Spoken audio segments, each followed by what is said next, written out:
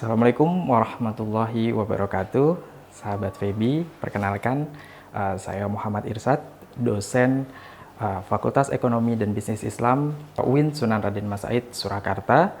Pada kesempatan kali ini saya ingin sharing kepada teman-teman semua mengenai materi dasar-dasar ekonomi Islam. Nah, pada kesempatan kali ini itu adalah pertemuan pertama di mana saya akan menyampaikan pengantar ekonomi Islam.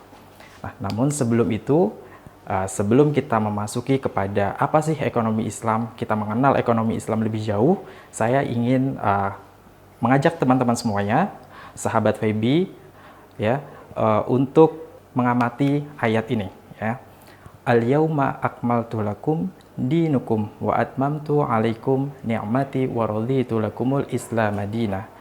Faman liturra ghaira fi makhmasatin ghaira mutajanifan li ithmin fa innallaha ghafurur rahim. Nah, ayat ini merupakan landasan dari ekonomi Islam, ya. Tidak hanya ekonomi Islam, namun juga landasan sebagai seorang Muslim, ya. Karena apa? Karena dalam ayat ini dinyatakan bahwa pada hari ini telah aku sempurnakan agamamu untukmu dan telah aku cukupkan nikmatku bagimu dan telah aku ridhoi Islam sebagai agamamu. Oke, dari landasan tersebut maka muncullah paradigma ekonomi Islam, di mana ya paradigma ekonomi Islam yang dihasilkan dari landasan Al-Quran tersebut yaitu mengatakan bahwa Islam merupakan agama yang komprehensif, sholih likulli zaman wa makan, ya. Jadi dalam arti bahwa agama Islam itu bisa digunakan oleh kapanpun, oleh siapa saja dan juga kapanpun dan dimanapun, yang mencakup seluruh aspek kehidupan manusia. Jadi termasuk juga di dalamnya adalah aspek ekonomi Islam. Paradigma yang kedua yang dihasilkan dari ayat tersebut adalah Islam bukan hanya sebuah kepercayaan agama yang membimbing manusia pada aspek keimanan saja, ketakwaan, dan juga ritual peribadatan. Namun Islam juga menjadi sebuah pedoman dan juga pandangan hidup manusia yang juga merupakan sistem pemikiran dan juga filsafat. Dengan kata lain, Islam merupakan suatu yang memadai untuk membangun tatanan masyarakat, kesatuan entitas politik, etika, serta suatu yang dapat memberikan solusi bagi permasalahan manusia yang multidimensi. Oke, sistem ekonomi Islam itu terbentuk dari paradigma ekonomi Islam didasarkan pada paradigma Islam. Oleh karena itu, unsur dasar paradigma Islam, ilmu ekonomi Islam, sama dengan elemen-elemen dasar dalam tasawur Islam, yaitu Allah Subhanahu wa Ta'ala. Jadi, sistem ekonomi Islam itu bermula, ya, bersumber dari Allah Subhanahu wa Ta'ala. Nah, dari Allah Subhanahu wa Ta'ala ini menyampaikan wahyu kepada Nabi Muhammad SAW, ya, baik berupa Al-Quran dan juga hadis yang menjadi sebuah landasan bagi umat Islam, ya. Dan kemudian dari landasan tersebut terbentuklah paradigma, dan dari paradigma tersebut terbentuknya rule of behavior, di mana rule atau aturan-aturan ini membentuk sistem ekonomi Islam nantinya. Kemudian selanjutnya kita membahas tentang 6 corak paradigma ekonomi Islam. Yang pertama adalah tauhid, bahwa ekonomi Islam itu berdasarkan pada tauhid, yaitu keesaan Allah Subhanahu wa Ta'ala, di mana segala aktivitas dari ekonomi Islam, dari kegiatan ekonomi Islam itu harus berdasarkan, ya, kepada tauhid, ya, berdasarkan atas mengesahkan Allah Subhanahu wa Ta'ala. Ya, kalau misalkan kita berbicara tauhid, maka ada 3 tauhid, yaitu tauhid uluhiyah, terus kemudian tauhid rububiyah, dan juga tauhid asma wa sifat. Oke, selanjutnya adalah kaidah al-ubudiyah, yaitu berbakti atau beribadah kepada Allah Subhanahu wa Ta'ala. Nah, ini juga sejalan dengan ayat-ayat Al-Qur'an, ya, yang diajarkan kepada umat Islam bahwa segala aktivitas dari kehidupan manusia itu ditujukan untuk beribadah kepada Allah Subhanahu wa Ta'ala. Tak terkecuali dalam aktivitas perekonomian. Jadi ketika kita melakukan aktivitas perekonomian, kita harus berlandaskan kepada kaidah ubudiyah ini, ya, untuk mengabdi, untuk beribadah kepada Allah Subhanahu wa Ta'ala. Dan yang ketiga adalah manusia sebagai hamba dan khalifah sekaligus pelaku ekonomi Islam, ya. Jadi manusia ini dijadikan hamba oleh Allah Subhanahu wa taala untuk menjadi seorang pelaku ekonomi Islam. Ya, di dalam Al-Qur'an dinyatakan wallahu ja'ala lakum khalaifu fil ard gitu. Jadi Allah itu menjadikan manusia sebagai khalifah di muka bumi. Untuk apa? Untuk mengatur ya, untuk memproduksi ya apapun yang berkaitan dengan alam ya, yang ada di alam gitu, untuk memenuhi kebutuhan hidup manusia. Dan yang keempat adalah mawarid al-tabi', yaitu sumber daya alam. Di mana sumber daya alam ini sebagai alat atau wasilah pembangunan ekonomi ya. Jadi alam itu bukanlah segalanya ya, bukan faktor produksi yang diagung-agungkan gitu. Namun adalah sebagai wasilah atau bagian dari wasilah pembangunan ekonomi Islam.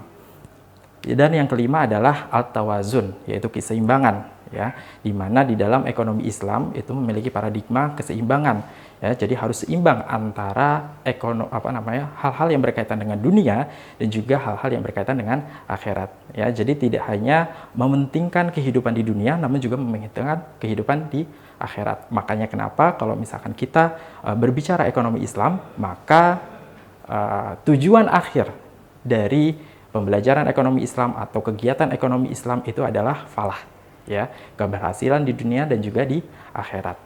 Untuk apa? Untuk mencapai keseimbangan tersebut. Jadi tidak hanya berhenti pada kebahagiaan di dunia, namun juga berhenti kepada kebahagiaan di akhirat gitu. Yang pada akhirnya, yang pada ujungnya kita akan mendapatkan keridhaan dari Allah Subhanahu wa taala atau mardhatillah. Nah, inilah pencapaian terakhir dari ekonomi Islam ya, yang menjadi sebuah paradigma dari ekonomi Islam, mencapai mardhatillah, yaitu keridhaan Allah Subhanahu wa taala. Inilah pencapaian tertinggi dari kegiatan ataupun aktivitas ekonomi Islam. Selanjutnya, teman-teman, kita masuk kepada pendekatan Islam dalam permasalahan ekonomi. Nah, apa sih masalah yang ada di ekonomi Islam?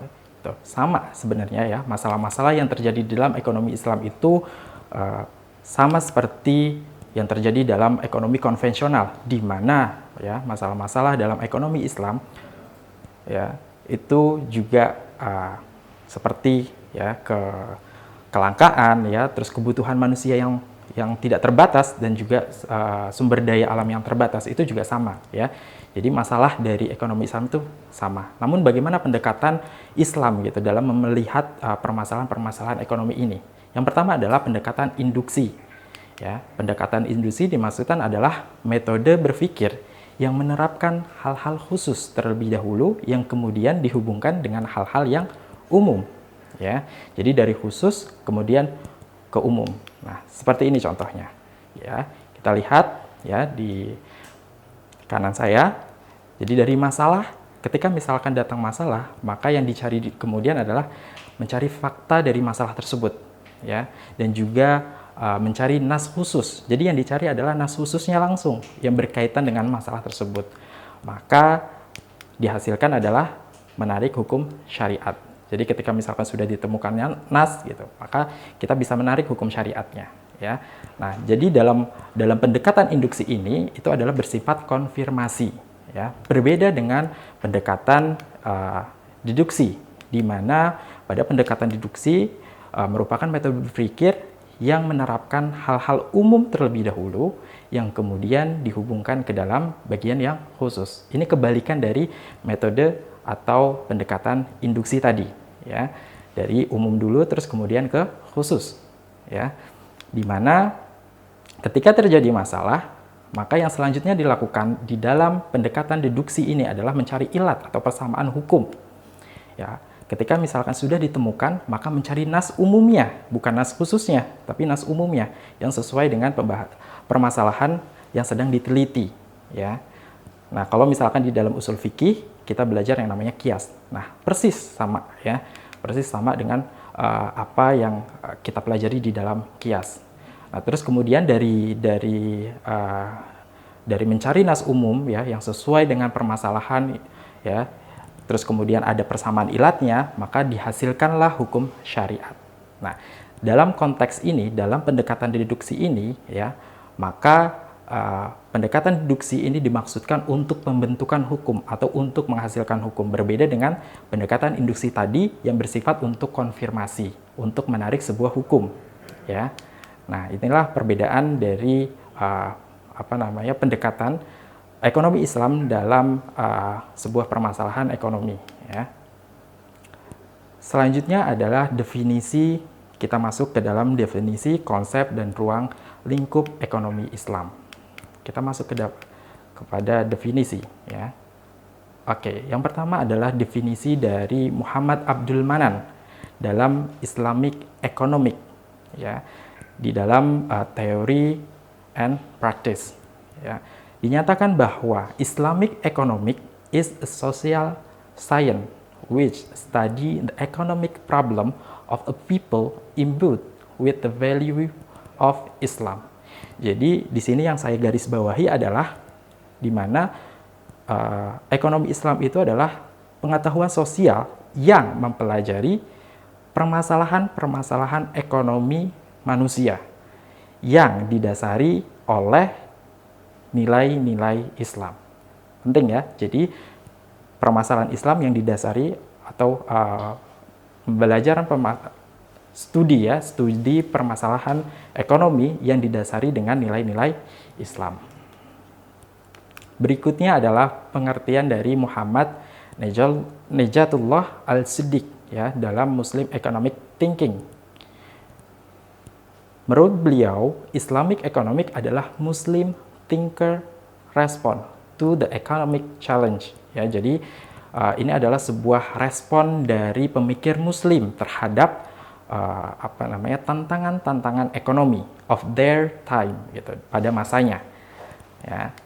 Kemudian menurut Akram Khan dalam Islamic Economic Nature and Need, di mana beliau menyatakan bahwa Islamic Economic aim at the study of human falah achieved by organizing and resources of earth, gitu. Jadi mempelajari human falah, gitu. Apa artinya? Artinya adalah kesejahteraan manusia yang dapat dipenuhi dengan mengorganisasikan atau mengatur sumber daya alam, ya. Kemudian pada pengertian Umer Chapra dalam Future of Economic and Islamic Perspective, bahwa Islamic Economic dapat didefinisikan sebagai that branch of knowledge atau cabang keilmuan which help realize human well-being through as allocation and distribution and source and scarce resource, ya,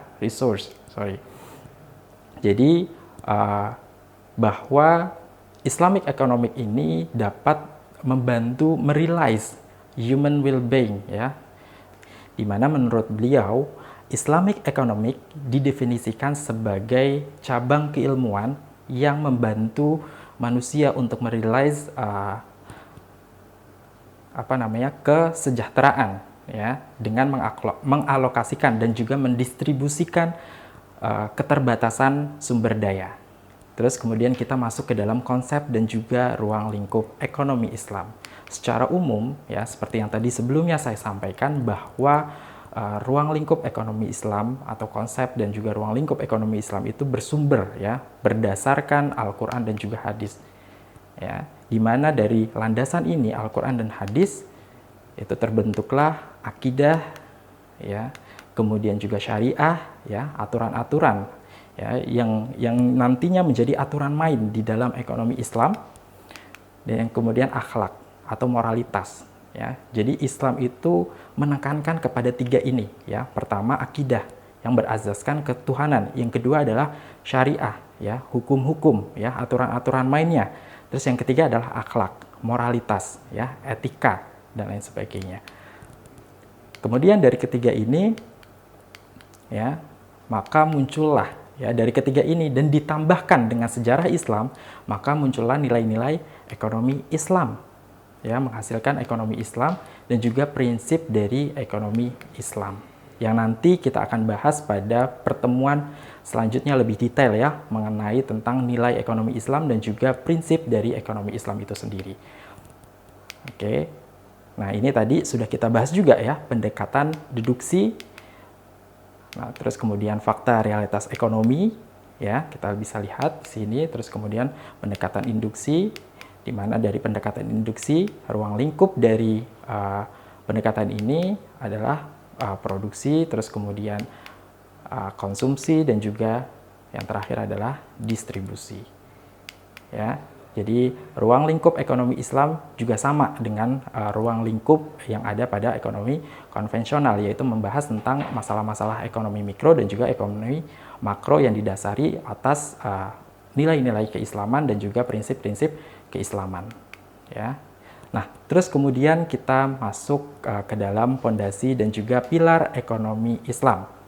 Ya, di mana pilar dari ekonomi Islam, pondasi dari ekonomi Islam itu seperti tadi yang saya sampaikan, bahwa pondasi utama dari ekonomi Islam adalah akidah, yaitu ketuhanan, keyakinan, keimanan, ya. Itu adalah pondasi utamanya. Kemudian adalah syariah atau Islamic law, ya, hukum Islam, ya. Dan ditambah dengan akhlak, moralitas, etika, ya. Terus kemudian adalah selanjutnya ukhuwah, ya, di mana dalam kegiatan ekonomi Islam itu tidak hanya untuk memperkaya diri sendiri, namun juga untuk memperkaya atau mensejahterakan individu lainnya. Jadi tidak hanya berfokus kepada kesejahteraan pribadi, namun juga kesejahteraan publik. Itulah pondasi utama dalam ekonomi Islam. Nah, terus kemudian pilar yang dihasilkan dari paradigma ekonomi Islam adalah ada 3, ya.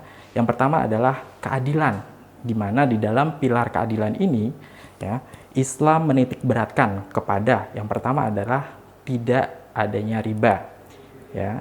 Kedua, tidak adanya maisir. Ketiga, tidak adanya gharar. Yang keempat, tidak adanya zulm, ya, atau kezaliman. Yang kelima adalah tidak adanya keharaman, ya. Jadi inilah prinsip atau pilar ekonomi Islam, ya. Pilar ekonomi Islam di keadilan ini, ya, yang nantinya kita akan bahas pada pertemuan berikutnya. Terus kemudian pilar yang kedua adalah keseimbangan, di mana keseimbangan ini nanti kita akan membahas tentang real dan juga finansial, ya. Jadi sektor real dan juga sektor finansial. Kita harus seimbang gitu antara sektor real dengan sektor finansial. Terus kita juga harus seimbang antara resiko dan juga return, ya. Kita juga harus seimbang antara eksplorasi dan konservasi. Kita juga harus seimbang dalam bisnis dan juga sosial. Dan juga kita harus seimbang antara material dan juga spiritual. Nah, itulah pilar yang kedua dalam ekonomi Islam. Selanjutnya adalah pilar yang ketiga, yaitu pilar kemaslahatan, ya. Di mana dalam pilar kemaslahatan ini juga ada 5 poin. Yang pertama adalah iman dan juga takwa. Yang kedua adalah regenerasi. Yang ketiga adalah jiwa. Yang keempat adalah harta. Dan yang terakhir adalah akal, ya. Jadi pilar kemaslahatan inilah yang sering kita sebut daruriyatul khams, ya. Jadi ketika kita melakukan aktivitas ekonomi, kita harus berlandaskan kepada ini, ya. Kita harus menyelamatkan atau menjaga 5 poin ini, ya. Kita harus menjaga 5 poin ini. Oke. Berikutnya adalah yang terakhir gitu. Ketika kita sudah membangun pondasi, terus kita sudah mendirikan pilar-pilarnya gitu, maka kita bisa membangun gentengnya, ya, atapnya. Atapnya apa? Yaitu falah, mencapai falah, yaitu kesuksesan dunia dan juga akhirat.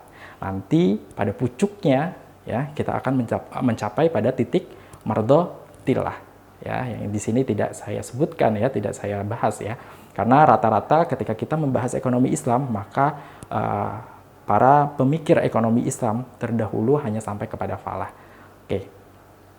Berikutnya adalah tujuan dari ekonomi Islam. Tadi kita sudah menyebutkan, ya, adanya maslahah di sana, terus kemudian adanya falah.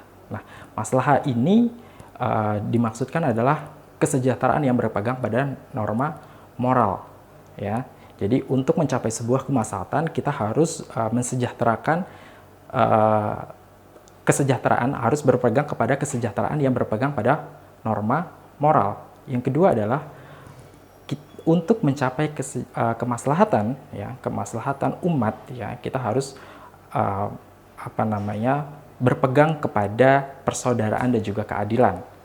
Ya, yang ketiga adalah kesetaraan distribusi pendapatan. Jadi tidak boleh, ya.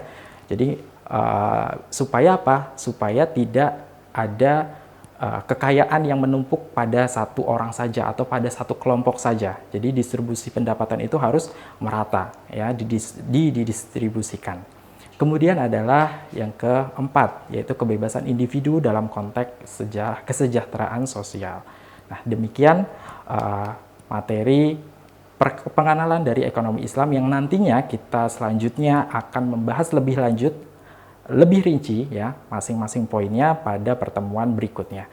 Terima kasih dari saya. Kurang lebihnya mohon maaf. Bila taufiq wal hidayah. Assalamualaikum warahmatullahi wabarakatuh.